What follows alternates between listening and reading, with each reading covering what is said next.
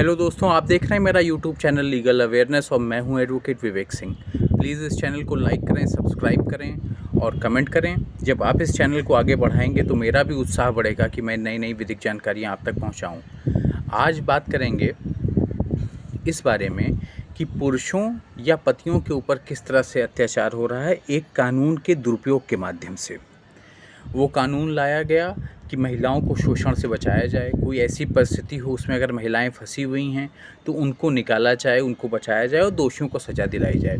पर होने लगा है इस कानून का दुरुपयोग और एक तरीके से ब्लैकमेलिंग का भी काम हो रहा है। जो पैसे या जायदाद ऐंठने के लिए उसका इस्तेमाल किया जा रहा है वो है दहेज उत्पीड़न का कानून।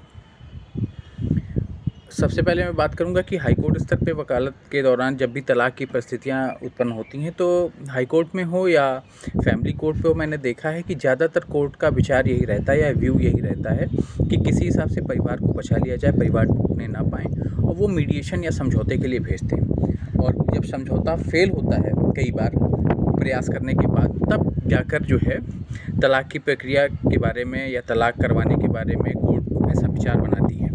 तब तक उसका प्रयास यही रहता है कोर्ट का कि किसी न किसी तरीके से परिवार को बचा लिया जाए।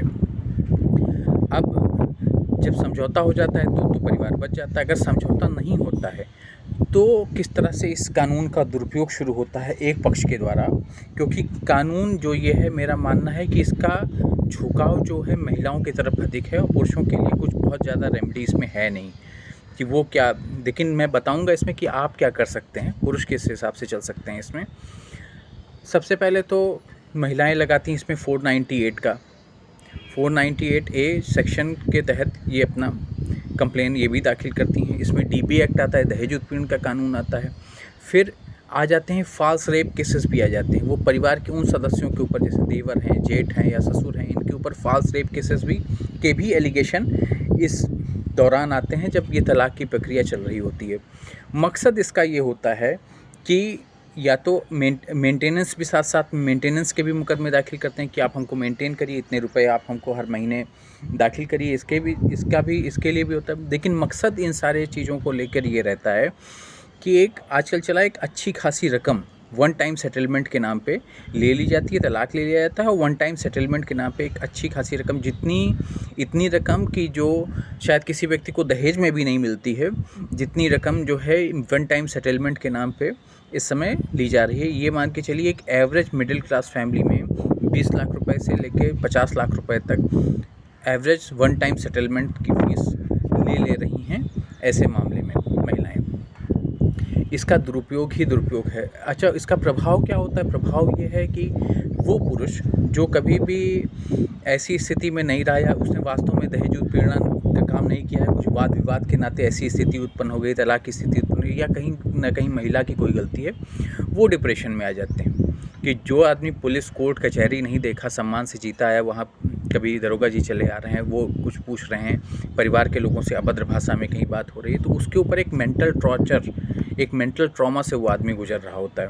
उसका प्रभाव होता है कि वो कभी कभी ऐसे पुरुष जो है, जो मानसिक रूप से थोड़े कमज़ोर होते हैं या उतनी सहने की क्षमता उनके अंदर नहीं होती है, वो आत्महत्या तक के लिए प्रेरित हो जा रहे हैं कि जब अब कुछ बचा नहीं है जीवन में, ऐसा कुछ वो करते हुए जो वो आत्महत्या तक के लिए चले जा रहे हैं। अभी NCRB की रिपोर्ट है कि 24,000 लोगों ने 2021 की कि 24,000 लोगों ने आत्महत्या की है, खाली पुरुषों ने, जो घरेलू हिंसा या फैमिली की टेंशन या इनके वजह से जो आत्महत्याएँ हुई हैं।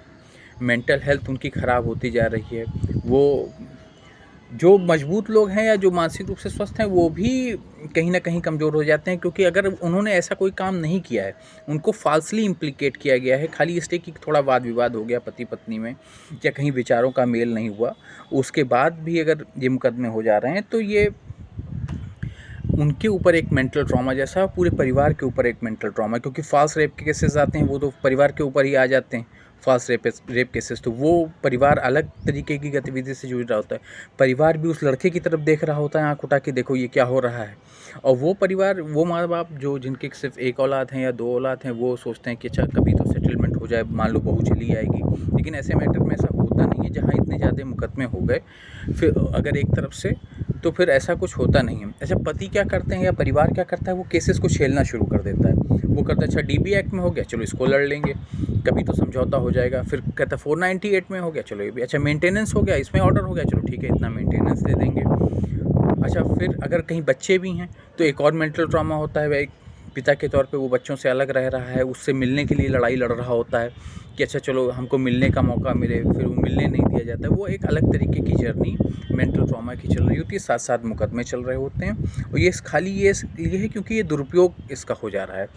उन मैटर्स की बात कर रहा हूँ जहाँ पे प्रताड़ना नहीं दी गई है, जहाँ फाल्सली इम्प्लीकेट करके, ये खाली इसलिए कि तलाक लेना है, पैसे लेने हैं, इसलिए जो है हमको अलग ही रहना है इस विचार के साथ, जो जहाँ पे ये इम्प्लीकेट किया जा रहा है। जहाँ प्रताड़ित हैं महिलाएं वास्तव में, वहाँ तो ठीक है, वहाँ तो ठीक है, आपने चेक करा, लेकिन उन मुकदमों का क्या जहाँ पर फाल्सली इम्प्लीकेट किए गए पुरुष, जहाँ उन्होंने कभी हाथ नहीं उठाया, कभी मारा पीटा नहीं, कभी दहेज नहीं मांगा, कभी और पैसे की डिमांड नहीं की, खाली इसलिए कि कोई विचारों का मेल नहीं हुआ, सहमति नहीं बनी किसी विषय पे, या कुछ पत्नी कुछ और चाहती है, कहीं बाहर रहना चाहती है, माँ बाप का ध्यान नहीं रखना चाहती है, या भाई बहन से अलग रहना चाहती है, या बिल्कुल अलग होकर रहना चाहती है, या पैसे की डिमांड है उसकी, उसको खर्चा कुछ ज़्यादा चाहिए। इन बातों, छोटी छोटी बातों पर जो आपस में मिल बैठ के परिवार के बीच में सुलह समझौते से तय हो सकती थी, ऐसे मैटर्स में भी जब ये गतिविधि शुरू होती है, तब इस तरीके के विषय के बारे में बात कर रहा हूँ जहाँ पर फाल्सली इम्प्लीकेट किए गए पुरुष। अच्छा, अब आपको पुरुषों को क्या करना चाहिए? पुरुषों के लिए पहले मैं बता दूं कि बहुत कम चीज़ें हैं, बहुत ही कम कानून का झुकाव आपकी तरफ है, लेकिन आप मेरा सुझाव यही हमेशा रहता है कि आपको टिट फॉर टैट करना पड़ेगा। आप ये सोचिए कि वो मेरी पत्नी है, मैं कैसे ये करूँगा, पता नहीं कभी वापस आ जाए, फाल्सली इम्प्लीकेट कैसे करूँ, कैसे आ जाएगी। जो पत्नी इतने सारे मुकदमे लगा दिए आपके ऊपर, वो वापस नहीं लौटने वाली, जिसने इतने मुकदमे लगा दिए। तो अगर आप जैसे को तैसा नहीं करेंगे तो फिर आप ही झेलते रहेंगे, एक तरफा झेलते रहेंगे। और समझौता जो होता है वो कभी भी एक आदमी सबल रहे और एक बिल्कुल निर्बल और निरीह रहे, उनके बीच में नहीं होता। जब बराबरी की लड़ाई होती है, समझौता तभी होता है। तो ऐसे मैटर में जैसे मान लीजिए, मेरा ये सुझाव रहता है कि जैसे मान लीजिए पत्नी नाराज़ होके जा रही है, उसके फैमिली वाले आए, सामान उठा के लेके गए, उस नाराज़ होके, आप चोरी का मुकदमा दर्ज कराइए कि वो सामान भी लेके गए जो उनका नहीं था। अगर उन लोगों ने आपके तरफ जो है 4-6 लोगों के नाम दे रखे हैं, फाल्सली फंसाए, तो आप भी उधर के लोगों को फंसाइए, 4-6 लोगों को फंसाइए कि आए ये आए, इन्होंने मारपीट की, गाली गलौज की, घर पे आए, चोरी करके सामान लेके चले गए। आप तलाक का केस करिए, क्योंकि जो इसको नहीं लौटना है वो आपके इतने मुकदमे कर दिए उसने, वो लौटने वाली नहीं है, तो आप भी तलाक का मुकदमा करिए। आप जब तक ये नहीं करेंगे ना, मुकदमे के बदले मुकदमे, जब तक वो कोर्ट में नहीं दौड़ेंगे, आप अभी तक आप एक तरफा दौड़ रहे हैं मुकदमे की फेहरिस्त में। अगर वो नहीं दौड़ेंगे, महिला गई, अगर उसके मायके वाले भाई बाप रोज़ कोर्ट में नहीं दौड़ रहे हैं, अगर मान लीजिए वो नहीं भी दौड़ रही, उनके परिवार वाले हैं, अगर वो उनके भाई बाप नहीं दौड़ रहे हैं, तब वो कभी भी समझौते के लिए नहीं आएंगे। जब आप भी उनको दौड़ाएंगे बराबर कि चलिए हम भी चल रहे हैं कोर्ट में, आप भी चलिए, आप भी इस मुकदमे में चलिए, आप इस मुकदमे में आपने फर्जी फंसा रखा है, हमने इसमें फंसा रखा है, तब जाके कहीं समझौते का रास्ता, क्योंकि कोई किसी के लिए बहुत दिन तक नहीं दौड़ता है।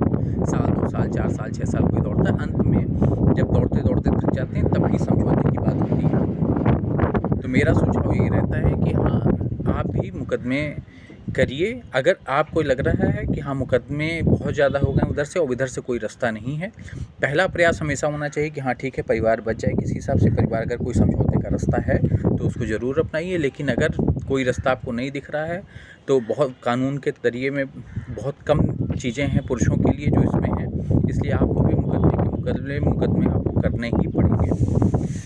धन्यवाद, आभार आप सबका इतना देर मुझे सुनने के लिए। मेरा प्रयास था मैं आपको बताऊं, बाकी आपको कैसा लगा आप अपनी राय दें इस बारे में। अत्याचार तो है थोड़ा सा इस कानून में। धन्यवाद, बाय बाय। प्लीज़ इस चैनल को सब्सक्राइब करें, लाइक करें कि मैं और बातें आपसे कह सकूं।